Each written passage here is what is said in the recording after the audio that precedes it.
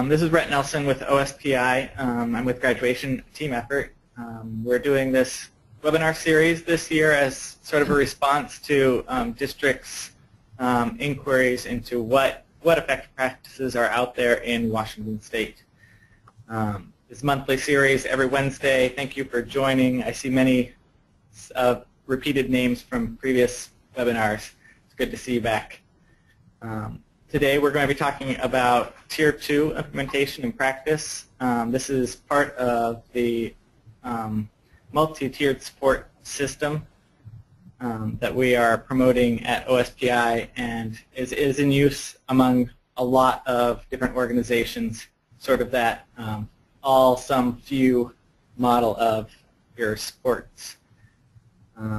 So today we have presenting Greg Benner from the University of Washington, Tacoma, and the Tacoma Whole Child Initiative, and he will be talking about implementation science. And then we'll follow him up with John Gummel, from principal of Kelso High School, and he'll be talking about their tiered supports that they have in place in their school.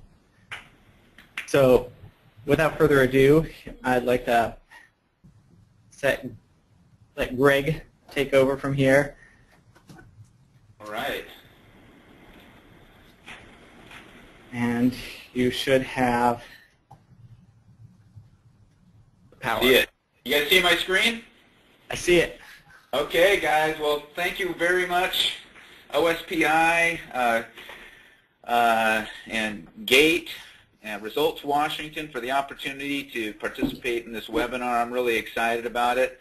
I'm also very, very excited to showcase some of our work as part of the Tacoma Whole Child Initiative, where indeed we're trying to develop a citywide system of supports, an unprecedented level of supports for Tacoma youth. So if all of us are familiar with the triangle that Rhett just showed, imagine doing that on a whole city level, with a whole child approach, both academic, behavioral, preparing kids to be ready for future ready as well. So we're doing that citywide, which is exciting. So what I wanted to do, guys, is walk you through. I tried to come up with a fancy title for this, and really it's about sustainability, sustaining. We're here to talk about Tier 2 supports, and how do we sustain evidence-based practices, inclusive of course, evidence-based Tier 2 approaches that our state is investing in, and many of us are moving forward within our schools and districts. But it starts with creating an infrastructure for change, and I think it's all in all of our best interest. Our goal, of course, is not just to implement, but to implement successfully and to sustain change over time, rather than see our hard work and our approaches we put in place gone within a year or 2 years. That's frustrating to everybody, and we lose buy-in and all that. So I'm going to walk you through some key ideas, guys, on implementation science right now. So 3 thoughts. First, why? Why sustainable change?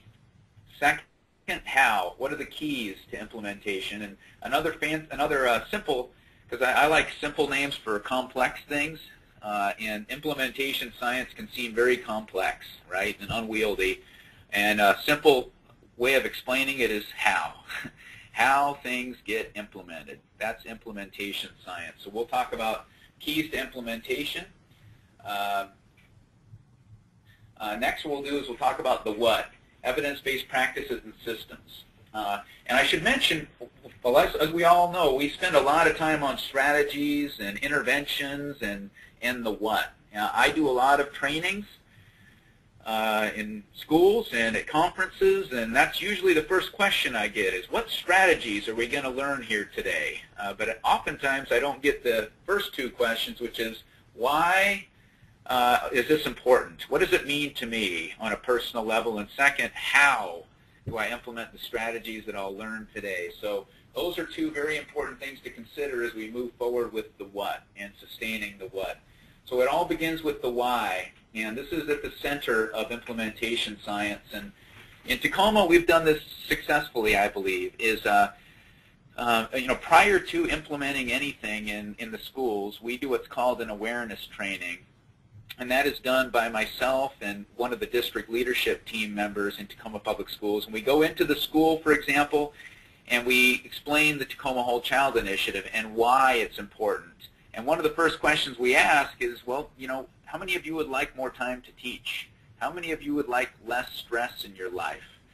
How many of you would like better health, better well-being? We ask that of the educators because we've learned that, of course, that one of the main whys for educators to put in all that hard work to implement the what is that there's some personal reason to them, right? A personal reason that resonates to them, whether that be less stress, more time to teach, to reach out and to have better approaches for reaching kids that are going through significant trauma in their lives, and that might be the most important why for Check and Connect and Tier 2 approaches is to help kids get back on track and to support youth that are going through a lot in their lives. So it all starts with the why. Let me show you a couple of slides in just a moment about the why. The what is the interventions we use, of course, and we're here to talk about Tier 2, Check and Connect, other interventions. Who implements our teams, and the rule is this: whatever level you're implementing at, you need a team to lead implementation for that level. As I mentioned, in Tacoma, we're implementing on a city level, so we need a citywide team to lead citywide implementation of Tacoma Whole Child. We're also implementing on a district level, so that means we have a district team to lead implementation at the district level. Each school has a representative building leadership team, representative of each grade level, department in the school, specialists, classified staff, parents, etc., to lead implementation for the school. At the classroom level, of course, you might be wondering, well, how can a team be assembled? Well, many schools have collaboration teams, grade level teams, department teams. At some high schools, they call them houses. Teams lead implementation. PLC teams lead implementation at the classroom level. So at each level of implementation, there should be consistent, clear communication between teams at each level. So our PLCs report to building teams report to district team reports to city team. And I hope in the future, as we think big with this, and it's good to go big, is that maybe as we scale up GATE in our state, it could be that we report back to GATE and at the state level, and then and it moves down to cities and districts as I just described as well. So teams lead implementation. Again, those are representative leadership teams. I went backwards there. When we implement in stages, and we all know that we don't implement overnight, and a simple way to explain this is taking baby steps. I know you can't answer this is a rhetorical one, but I'm sure many of you have seen the movie What About Bob with Bill Murray. Classic, right, I would say. And, an individual with a long list of issues in his life. I think he meets DSM, diagnosis for everything. And Bill Murray learns, Bob in the movie learns to take little baby steps. And that's the rule of thumb when we implement things, is we don't try to do it all on Monday morning. What we try to do is take little baby steps. And of course, in the turnaround literature and the organizational change literature, there's a name for that, and it's called a quick win. So what's the smallest change we can make that will yield the biggest gain? Small change, big gain. That's our mantra, that's our theme. We don't try to do it all at once. We take little baby steps toward implementation. So as we think ahead toward Tier 2, the goal is not to implement it all on Monday morning. The goal is to take baby step 1 and win at it and succeed at it and build greater buy-in from those folks maybe who are on the fence within our building, right? When they see the results and they see, well, that worked, let's try the next step. So those quick wins are really essential for getting momentum going. Implementation momentum, there's a new phrase. How are cycles? And when we think of cycles, we're thinking of data for continuous improvement. I know that's language many of us are familiar with, but continuous improvement cycles, data for decision making. In a few minutes, I'm going to show you a evidence-based approach we use in Tacoma, and I'd suggest that you use within your district or building, called Team-Initiated Problem Solving, TIPS.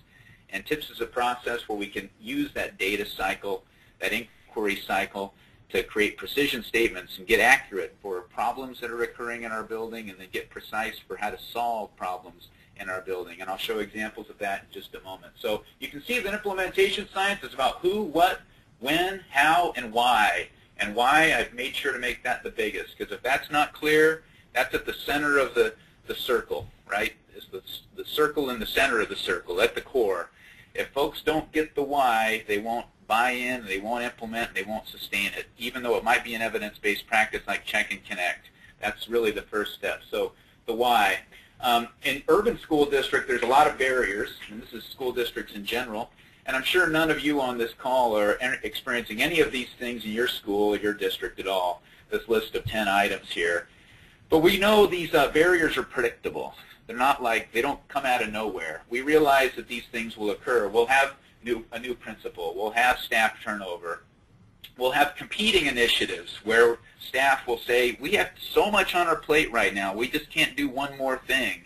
And so these are common things we hear and common barriers to implementation. And I think it's wise for us as leaders in our schools, in our districts, and at the state level to be aware of these things. And what do we do to combat these barriers? We use implementation science, the how of implementation. These are predictable. We can account for these barriers so that we can have the highest probability of success with implementing at a Tier 2 level. Here's what I want to share with you too. Did you all know that, and look at this work by Latham in 1988 here. So this is now, what, almost 27 years old. Is that right? Almost 3 decades old here. The birth and death cycles of educational innovations. The average life cycle of an innovation in schools is 9 months. Think about that for a moment. Think how many things have come and gone just maybe in the last few years in your experiencing in your school and the district you're working in. Things come and go all the time, don't they? And this is a cause for burnout among educators. They say, well, why should I invest so much energy into something, even though it's something I believe in and know will be effective? I just will know that it won't be here in a year or 2 years when we get that new principal or new superintendent, or we have staff turnover, or funding issues arise, or the grant runs out, or a long list of other reasons why the innovation doesn't persist over time. But I know we talk of sustainability when it comes to environmental issues, but I think it's wise for us now to be aware that we can't operate this way anymore. We are not, we need to be more resource efficient. We need to be smart. And when we implement something, do it deliberately, and of course do it with sustainability in mind so that we don't inadvertently fall into this cycle that many innovations fall into, where they're gone in 9 months. So here's the data on that. I always jump ahead too quickly, my apologies, but they don't last more than 9 months. Sustainability is essential, and if the term cost effectiveness, if you do the math on this, it's staggering how much dollars, if you look at this last slide and these innovations that come and go, and the dollars that are spent on materials and PD and all of it, and one could argue, and this is a question I ask district leaders, is that can you name one thing that you've implemented with fidelity and sustained over the last 5 years or 10 years? And more often than not, they'll think and they say, oh yeah, we've sustained things with fidelity, but they have a hard time naming one thing that they've been able to sustain with fidelity over time in their buildings. Maybe that's different in your building. It may be, and if so, I applaud your work, but it's not commonplace for innovations to be sustained with fidelity over time with administrative staff turnover, funding issues, and so on. So here's another key thought here, is that when a lot of us do workshops and training, and when teachers go to training, they get excited, and their job is to take back strategies for the school, and they come back and talk to the principal, and they say, I've learned a lot, here's some strategies, and I got a nice new tote bag as well. I can't wait to try out some of these new things. And the principal says, well, can you train the rest of the staff on some of your new things? And it's like, well, I'll try my best, and we give it our best shot. But the data indicate that within 10 days after that conference or workshop or training, even though it might have been a great one, that we return back to our previous practices. And that you can see that the research on that is not, it's a robust body of literature or research evidence in support of that. And I think that's just human nature, where if we try something out and we don't achieve success initially, we quickly go back to our old ways, our old habits that we know, and they're more comfortable to us. And So we all know the importance of, as we move toward implementation, it's taking these baby steps, the importance of coaching over time, that those are some keys to actually moving practices to the classroom, as I'll show in just a moment. So I just want to take a second, and here's an important slide to the Tacoma Whole Child Initiative, and I can say that this is, anytime we go and explain why we are doing what we're doing with Tacoma Whole Child, we start with this slide initially, and the reason why is that teachers want more time to teach, and they want more engagement. That's one of the 5 dimensions of teaching and learning, and it's woven, of course, into Danielson and Marzano, TPEP. Teachers want more time to teach. If they're able to have more time to teach, their stress reduces, their self-efficacy rises, they have more confidence, they get a spring in their step, they're back to doing what they do best, which is teaching. So this slide, this one slide, is very important to an educator, so that if you can deliver on this, and I know we're talking about Tier 2 today, but I'm trying to put this in context of our Tacoma Whole Child Initiative, where it is citywide, it's district-wide, it's building-wide, boosting up engagement and closing opportunity gaps for our youth, and in turn, boosting up teaching time in the classroom. And some of our middle and high school educators have had 15 more minutes time to teach per class period, and that's significant, especially when you work with urban youth, and that adds a lot to your year. And we have educators that have said, well, now I need to adjust all my lesson plans so they have so much more time to teach. So on one hand, it's a good thing. On the other hand, they have to adjust their year. But anyway, so this is an important one, guys, and this is a why that educators, if you want a real deep why for our teachers, this is a why that resonates. Another why, of course, is this slide is, hey, raise your hand if you want less stress, anxiety. You know, raise your hand if you want to stay in the profession. Many of our teachers, up to half, leave the field, and they don't leave the field because they don't know how to do a lesson plan. They don't leave the field because they don't know how to teach kids to read. Usually, more often than not, it's more disruptive behavior in the classroom, especially trying to meet the needs of kids with mental health challenges in the classroom. I mean, across the board, wherever you go, this will be a top concern raised by staff in the building. And, you know, I'm sure there are rare buildings where it's addressed really well, but there are not too many places, especially in urban areas. This is a very big issue. So there's a lot of reasons why educators would want to move forward with change in their schools. And, of course, this relates to our Tier 2 as well. So another important why is ACEs, and I know you're all probably familiar with these 10 ACEs, but many of us, this is a why to some of us. And as I look at this list, it's uncomfortable, you know, to show this slide, and many of us have experienced 2 or more of these things, the majority of us. Here's the data on Washington students. You can see that, like that bottom row of kids, 20% of kids will have 5 or more ACEs. And again, I'm going to go back to this slide, 5 or more of these things that they're experiencing in their life, right? Now, I know that that we have educators that have been teaching a while and may not be fully aware of the trauma that the youth they serve in their classroom are truly experiencing. And oftentimes, the youth, of course, are blamed for their behavior, as you know, they're not motivated. Sometimes educators say, if only you'd be more motivated in my class, and if only you'd pull it together. But some of these traumas that these youth experience are not chosen by the kid. The kid didn't choose these things in their life. It's the hand that they've been dealt, and they're trying to deal with these traumas in their life. And one of the best things we can be is trauma-informed.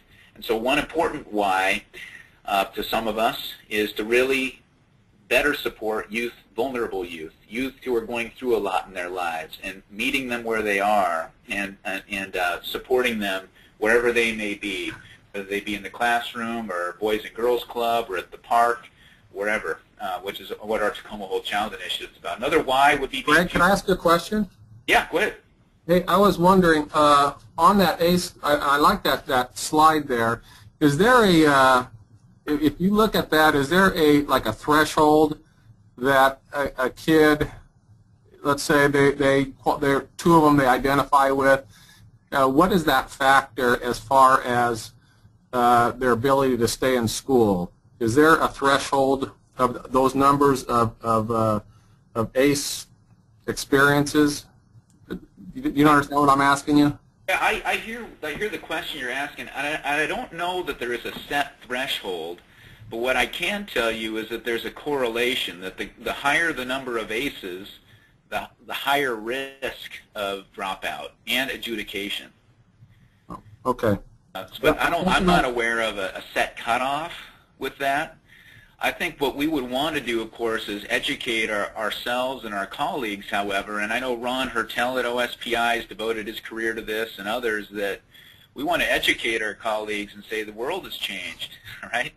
Right. And we have a lot of kids going through a lot, and here's a slide of Washington sophomores and seniors from 4 years ago, actually, a little more than 4 years ago, an average classroom of sophomores and seniors in our state, Washington kids, and what they're going through.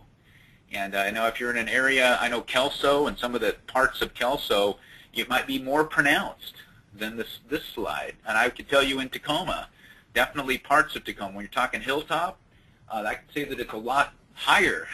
An average class of 30 kids. You'll have a lot more kids, more than 20% of your kids will have 5 or more ACEs.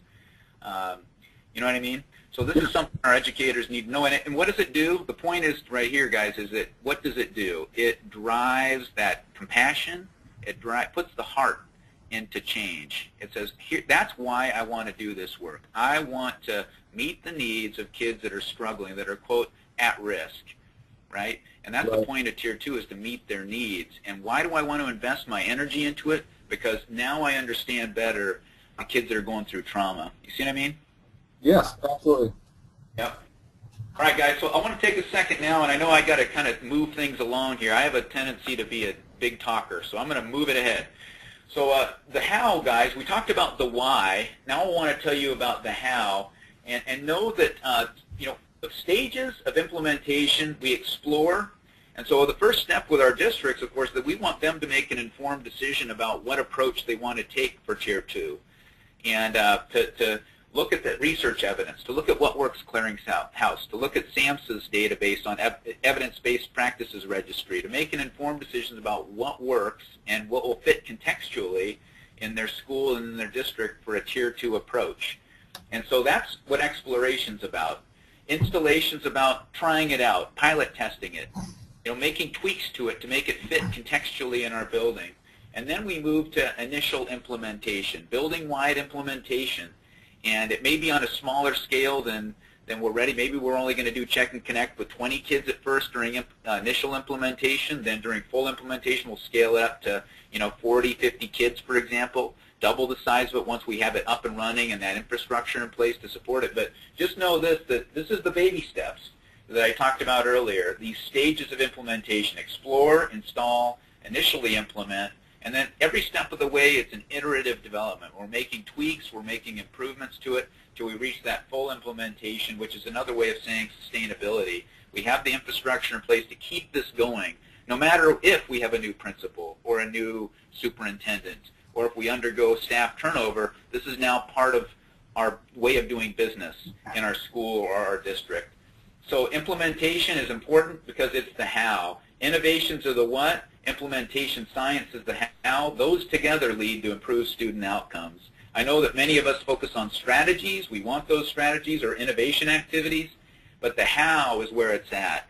That those strategies don't implement themselves with fidelity, and they don't sustain themselves with fidelity. That shiny new curriculum you get, social skills curriculum, won't teach itself, and it won't sustain itself over time. We need implementation science to sustain it. So earlier I mentioned this. This is the key, guys. This is probably the top thing about implementation, is that leadership team. And again, referring back to the rule that whatever level you're implementing at, you need a leadership team to lead implementation for that level. So if we're talking about our school, it's wise that we have a building leadership team that is representative and plays these roles, of course, and they lead implementation for Tier 1 in our school. Okay. Now we will have a Tier 2 team as well, and my suggestion would be that the counselor in the school be the leader of the Tier 2 team. And we can have a facilitator in charge of Tier 1 building leadership team, of course. And that facilitator should be somebody other than the building principal, by the way. That's the leadership team for Tier 1 in the school.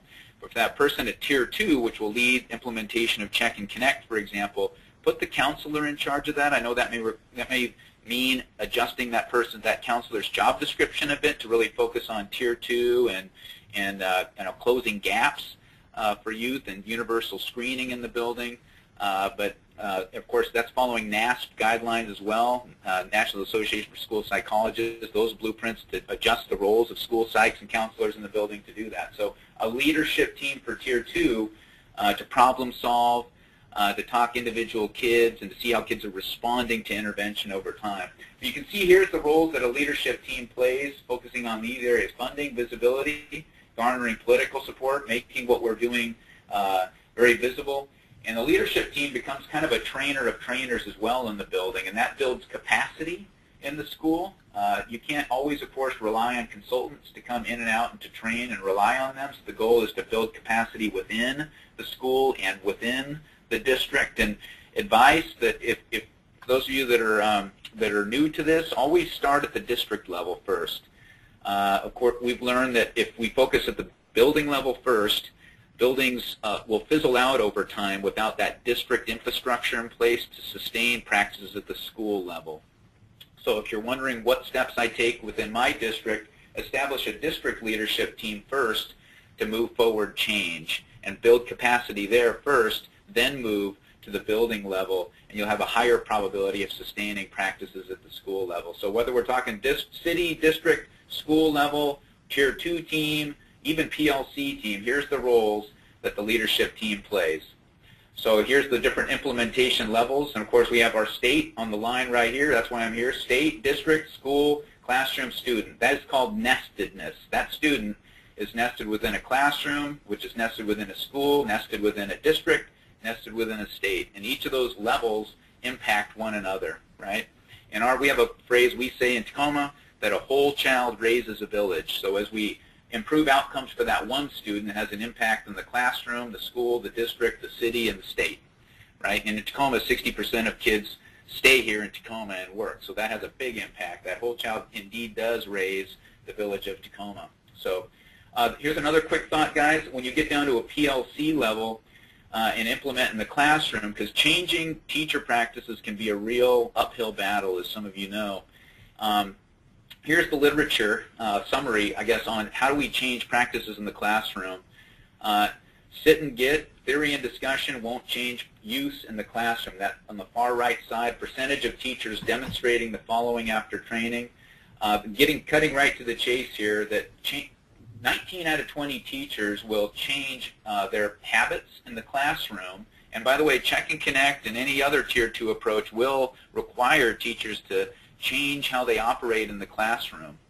And I should also mention about Check and Connect that especially that kids won't be responsive to Check and Connect without a good Tier 1 system in place first. I know, Rhett, earlier you showed that nice kind of pyramid of all, some, few. Without that all prevention stuff in place, we found that kids just don't respond well to Check and Connect, especially kids that are going through trauma. That prevention is essential to intervention. So we got to have that good prevention in place. But my point is that here, guys, that 19 out of 20 teachers will change practices in their classroom with coaching.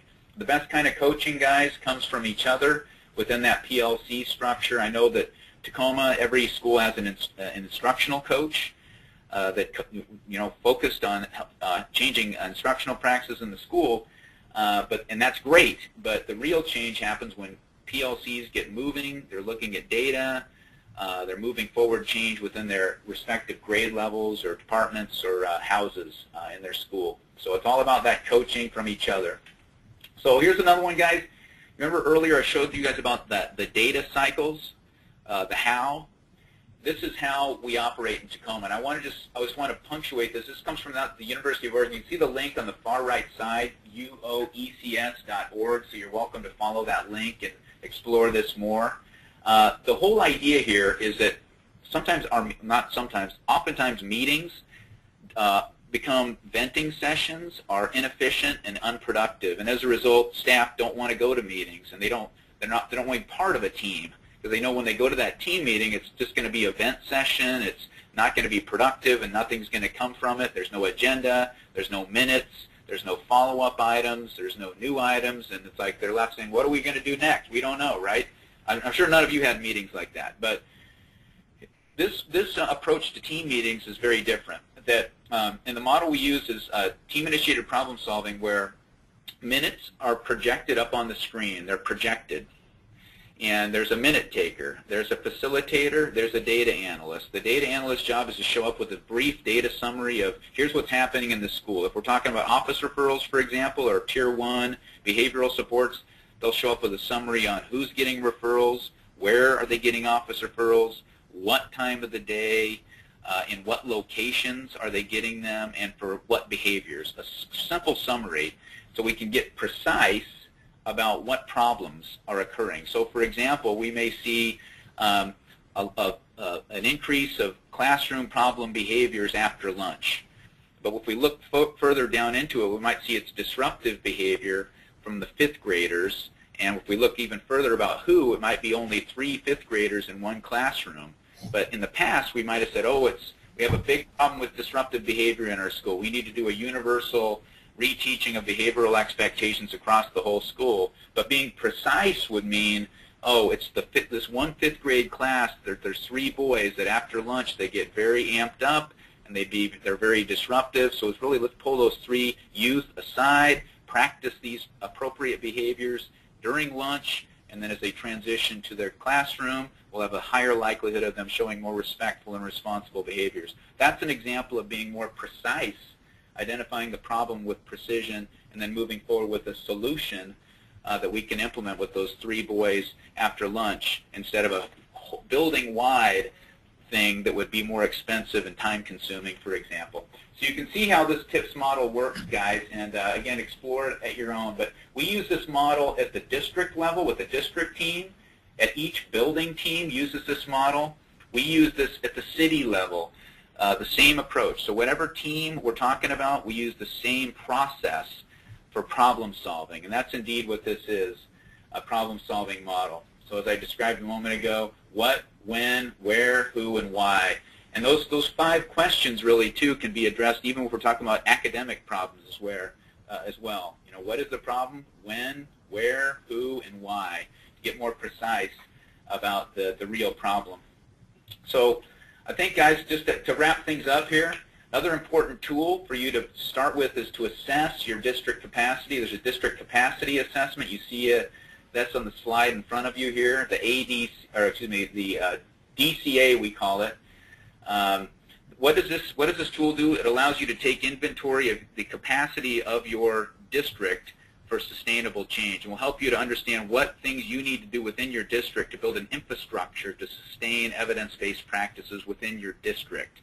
And again, start with the district first. Always start there. I know that's counterintuitive because we want to jump right into the schools, but this is a good tool for you to start with. Another great tool to use is at the school level is the TFI, the Tiered Fidelity Inventory. And I know it says school-wide PBIS on it, but this can also be used on a broader level to just assess your system of supports at the building level as well. So this is a tool for you to measure your implementation over time at the school level, whereas the district capacity assessment could be really, in essence, a formative assessment or a continuous improvement tool that you use over time to assess your district capacity to sustain evidence-based practices over time.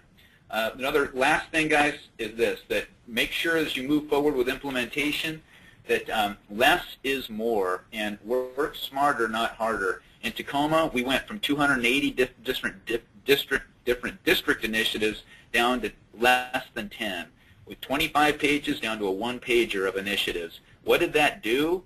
It helped staff realize that we're not going to be an inch deep, mile wide anymore with the amount of initiatives we put in place. Instead, we're going to do some key things really, really well. And not just well, but in a sustainable way over the next decade. And that's really what Tacoma Whole Child Initiative is about. It says we're going to do these few things really, really well over the next decade. And believe it or not, staff want that. They want organizational change. They want more efficiency. They want less on their plates. They want to really go deeply invest in a few key things as well. So with that, guys, I want to thank you for your time. Thanks, Greg. That was great. Some of the things that, hold on, I got to switch. I'm gonna bring me back up.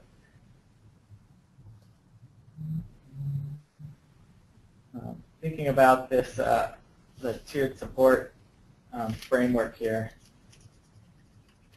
Nice. Is just I really liked how you were talking about the need for all different supports and the structure you've got built up to support those, and just that idea, you know, that you're working on prevention. You know, you're trying to limit those the fire at the door that's causing staff turnover, that's causing disruptions, all of that. So whatever you can build up in those prevention areas and those early interventions, the tier 2 supports, is going to help your whole system run in the long run. I'm going to pass it over to John Gummel, the principal of Kelso High School. John is going to talk about some of the supports that they've built for their high school.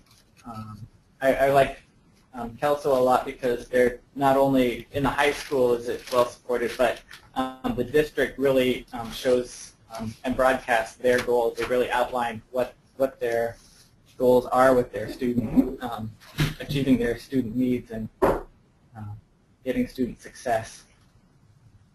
So let me find John here. I close this window.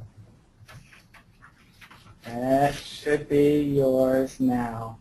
And one more thing is, I really liked how Greg talked about, you know, that exploring part before you implement something new. So these are something that Kelso has implemented, but maybe in your district, you know, these might be something you might look into if you're seeing that your students are having those types of difficulties or those types of needs. So I like that, thinking about, you know, don't just grab whatever program is out there, you know, really look at what your student body needs are. And go ahead, John. Thank you. So first of all, thank you for this opportunity. I always get excited about when I get the chance to talk about Kelso High. I think we do a lot of things very well here. I agree with Greg as far as less is more, and not that we sit on our laurels and we're satisfied with the direction we're going. We're always looking for ways to meet the needs of our changing clientele. And I could really identify with your triangle. We try to set up some types of activities that focus on the 80, the 15, and the 5% of our students that fit in that category. And even though we have these, you know, things in place, we still have quite a bit. I mean, we still have our 5% of kids who occupy a lot of our time. Those kids, they're still there, but I feel much more comfortable dealing with them knowing that we have supports in place. A little bit about Kelso High School. Of course, we're home of the Highlanders. We're very proud of it. I think what helps us is that we're a one high school town.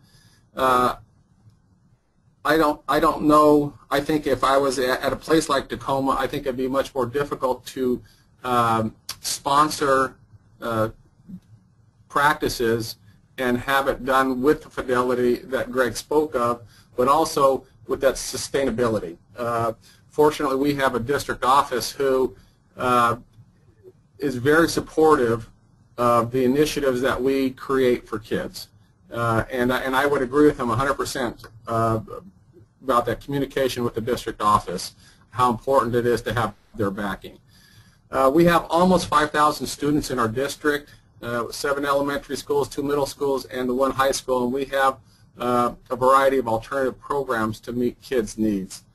Our high school is approximately 1,500, or over 1,500, and one of the things that goes with, that is very noticeable here is that we have extremely strong community support. Some of our data has changed. This is my 8th year here, and in those 8 years, I have seen, you know, I'll just go through these real quick and I'll come back to them. 50% free and reduced is about where we're at. We're about 14% SPED. Majority of our kids are white or Caucasians, and our largest subgroup are the Hispanics, but we do have Pacific Islanders, African Americans,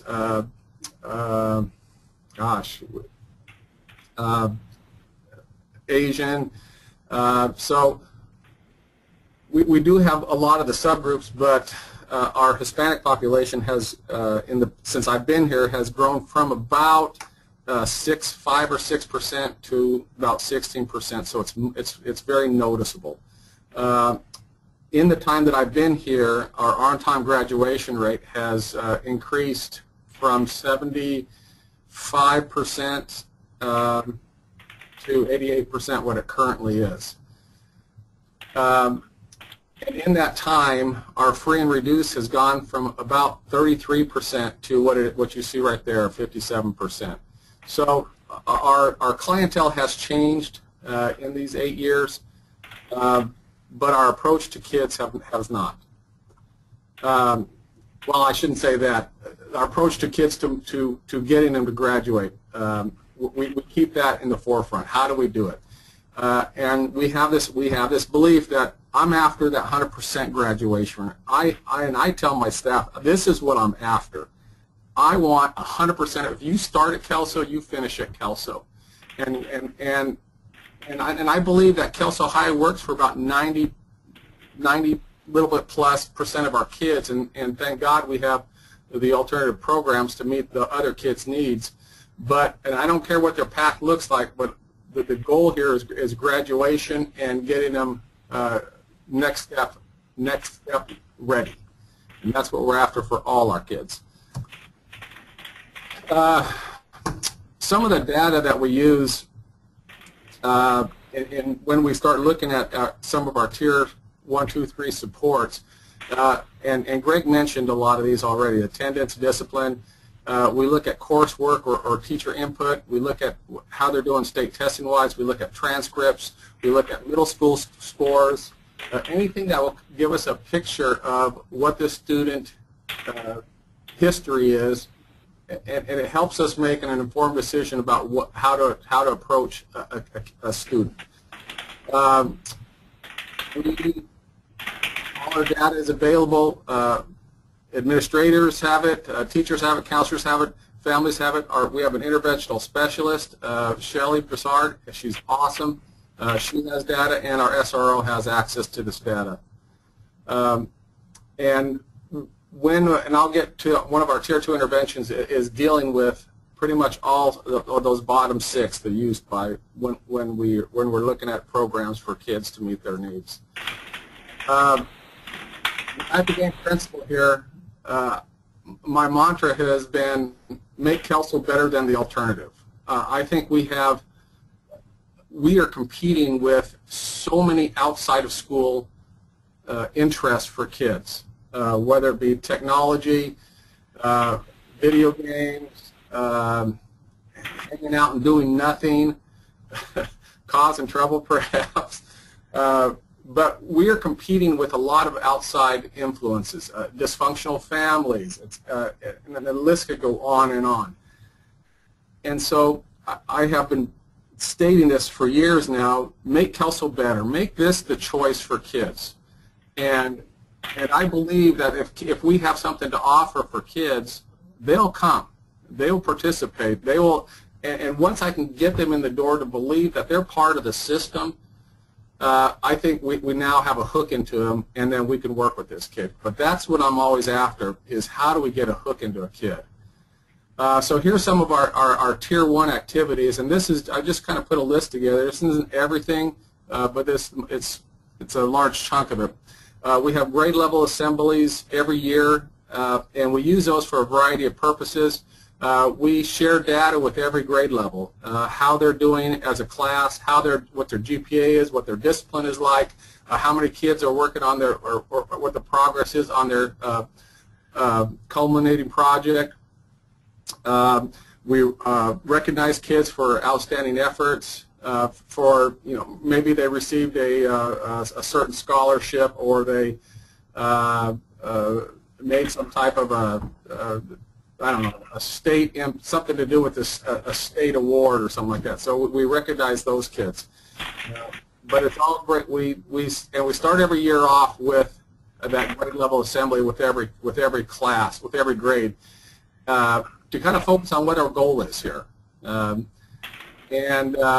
We started that about 3 years ago, and I think kids now have a much better idea of what we're trying to do as a school. We look at a reward system. We have a 3.5 reward. Anybody with a GPA of 3.5, we celebrate it every quarter. And we also have kids who have raised their GPA by 1 point also qualify this. So we just do like a sweet world breakfast for them. It's really simple, but it recognizes the kids, and it is a huge impact on kids. Cost is minimal, but it has a great bang for the buck. We start the best work and the culinary project. We do that. We start that their freshman year, trying to get them engaged with school. We have a yearly career fair. We bring in, gosh, I would say 50, 60 different careers that come in, and they spend a day in the school. And our kids have an opportunity to look at different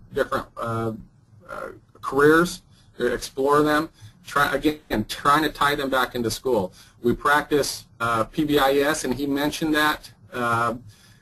And if we could improve in an area, I would say it is in this area of the PBIS. With everything else that goes on, I think sometimes this is like, okay, we'll get to that later.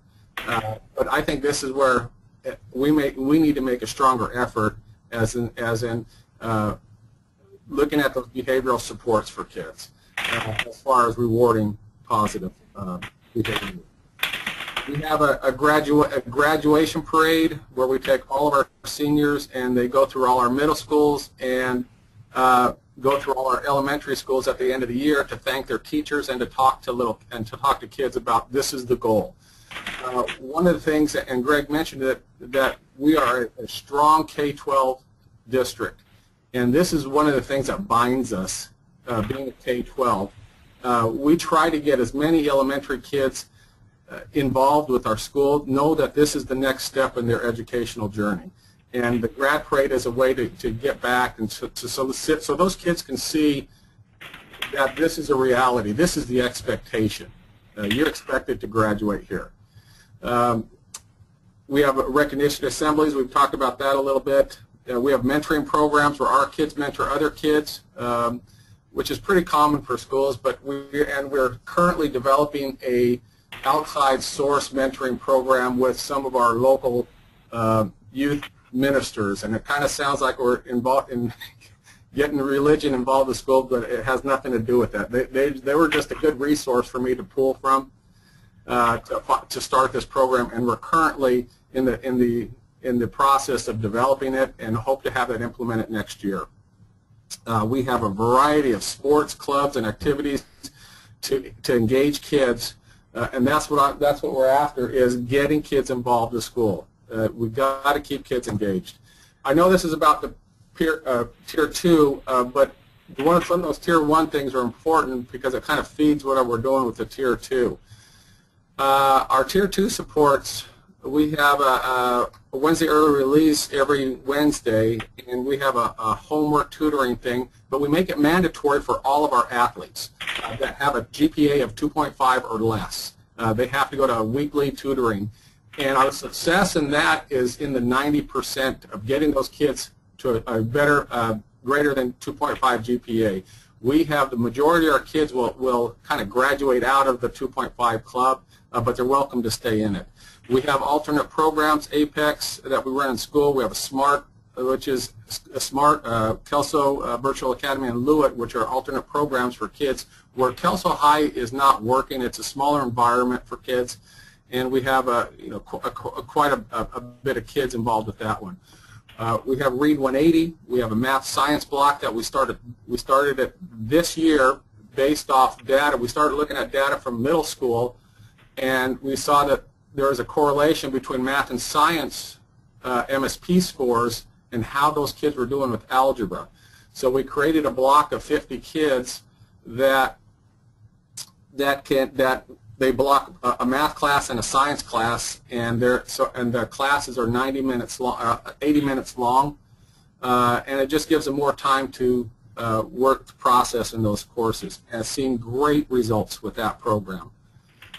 We have kids that have failed math for the last 2 or 3 years are finally getting passing grades in it, so in both areas of math and science.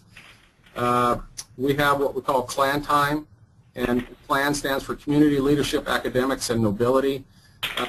And at each of those, I ask the teachers to check on all they have CLAN students in their class. It's kind of like advisories, but if they have a D or an F, I ask the teachers to work with the kids to come up with a plan of how can we get that grade, and then a letter goes home to the parents about what we've done with their child. Our Career Center is extremely active.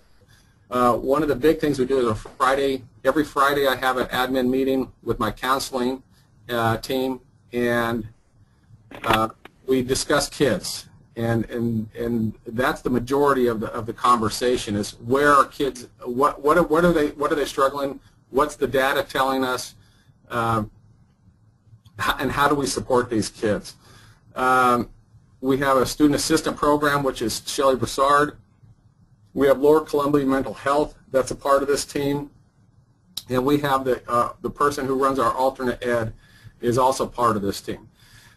In all of it, we're looking for an adult connection for these kids, and how do we support their learning, and how do we support their engagement in school. It is probably the biggest thing that I think we do to help kids stay engaged, because it does give direction as far as what are we going to do, who's going to follow up with what kid, and then we do follow-ups on where are we at with this child now. And if a program's not working for it, we look at different programs that would help to support the kid. So this is sort of like the Tier 2 team that Greg was mentioning also. Right. And that's kind of I think our big one for Tier 2 of that support. Then we have a lot of grade level information nights. I have a parent night. I've been running these parent nights for once a month, and it's actually quite a few parents showed up to it. And it goes with career nights. I talk a little bit about K-12 engagement, and we're always looking for ways to get kids in school. I don't care what grade they're in, bring them to school, and we have events for them to participate in. And we have a huge wide range of class. We just adopted 41 new classes for the high school. We're going to a trimester next year, and it offered holes in schedule, so our departments have created 41 new classes for next year's, and great classes, and again, all to engage kids. And then some of our Tier 3 support, you'll see some of the same things like the Apex Smart KVA, because that's part of that. That's what comes out of some of our counselor meetings, our Friday meetings, is how can we meet these kids' needs? And so often that's one of our backup plans is for kids, and that makes it puts it on an individual basis. Of course, we have summer school, which most districts have. We have alternate schedules, 504s, IEPs. We started the last year on a co-taught for our IEP classes. We started it in math and science. We are expanding that to language arts next year.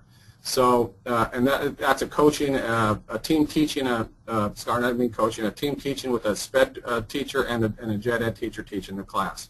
We have a parenting program for kids who get pregnant. We have a Goodwill off-campus program. Again, our Friday counseling meeting. And when we're talking about kids with substance abuse or something like that, that's where it becomes specific to the kid. How do we meet these kids? Truancy program and youth at risk. When you walk in our doors, I want all our kids to see we are part of the same clan, and so we try to live by this mantra of community leadership, academics, and nobility. And one of the programs we have, and I'll go back to this screen here on our Friday meetings. I'll just real quick to see how we do this. A couple years ago, we were having an issue with drug use on campus, and our numbers were going up. And it wasn't just marijuana. We're talking heroin. We were talking kids experiments with meth.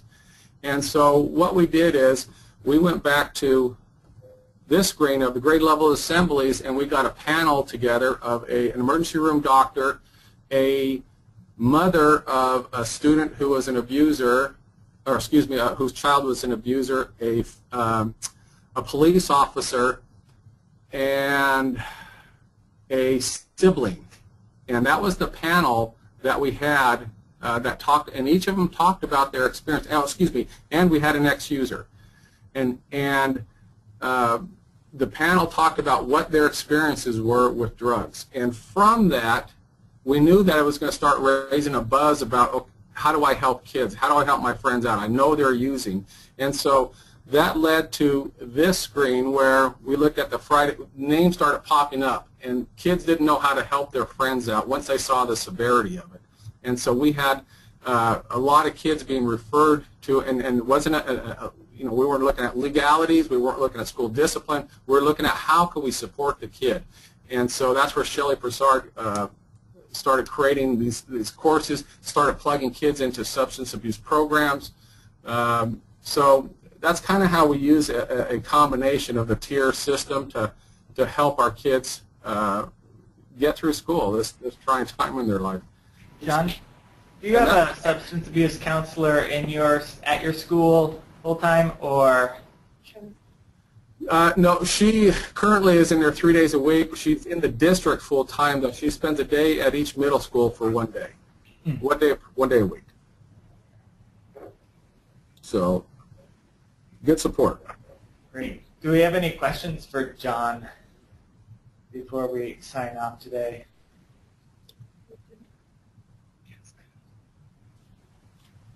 How do they advertise their stuff to parents, or do that? John? Yes.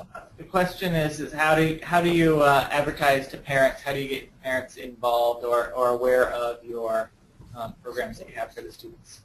Great question.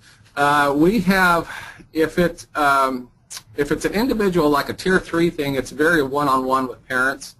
When we talk about generalities, that's where that parent meeting piece comes in.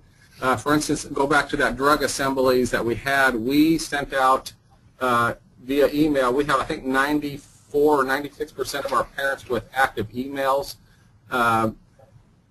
We send out notices of this is what we're doing, this is why we're doing it, and all parents are welcome to this. So we invite the parents in as often as we can. We're going through the trimester for next year, so again, another opportunity to meet with parents about education.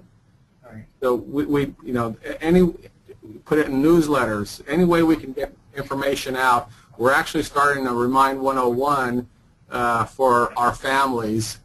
We'll see how that goes. We just started it last week, and so we'll see how that progresses. Thanks. One more quick question before we have to shut this down. What would you focus on if the legislature gave you more money? That's a great question. To be honest with you, I would focus on one of the problems that we're seeing more and more of right now is kids who aren't fitting into our just Kelso High School, kids who are not fitting into our alternative program, and we're seeing an increase in those. And a lot of these kids are kids that are coming from Green Hills. These are kids that are pretty troubled. So what we're currently looking into for next year is to develop a program where it is kind of like a pull-out program for kids where they have one-on-one help, but we're also coupling it with counseling support. And so we're kind of waiting to see what the budget's going to do this year, if we're going to be able to offer this this resource for kids. So it is education coupled with counseling support, a heavy counseling support. So that's what I would do it with if I got more money. Thanks a lot, John. A couple things to wrap up here. I know some people are going to be logging off right now, but right now, next month is the third Wednesday.